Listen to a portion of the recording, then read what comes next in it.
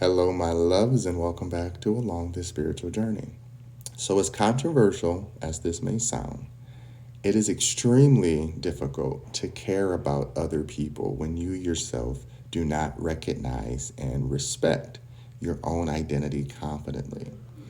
This is where all these topics come in about depression and masking and people trying to convert and get people to think like them and act like them, because when we ourselves do not know ourselves, it's easy to assimilate. It's easy to take on others' ideas. It's easy to agree with what the crowd's saying because, hey, as long as you're not standing out or being ostracized for being wrong, then it must be right. And this is where I tell people it is extremely hard for someone who is emotionally intelligent, who understands that the emotional well being of all involved is important. Understanding the dichotomy of how something started and where it came from and how someone got to where they are. Again, I never justify actions that are maliceful or ill intent, but I do understand how someone can get there because of conditioning and exposure to understanding that when you get your identity stripped away, it is easy for someone to tell you they think you are.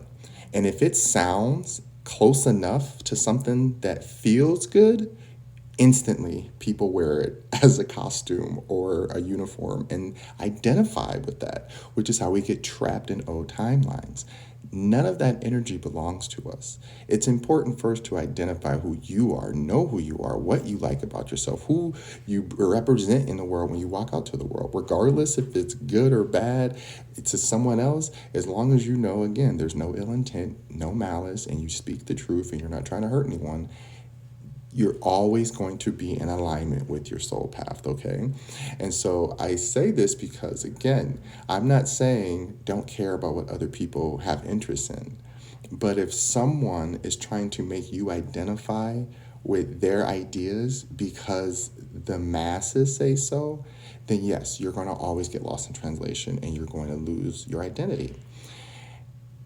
If you yourself believe a certain thing that the masses believe, doesn't mean you're wrong, doesn't mean there's anything wrong with that. But I highly recommend taking yourself out of the crowd once in a while and asking yourself what you truly believe in and what truly matters to you. And then you go out and you try to apply it in the world and try to make it applicable with others who have that soul tribe energy. This is how we get back to identifying ourselves and identifying like energy as a whole so that we can separate ourselves from that negative space. Love ya.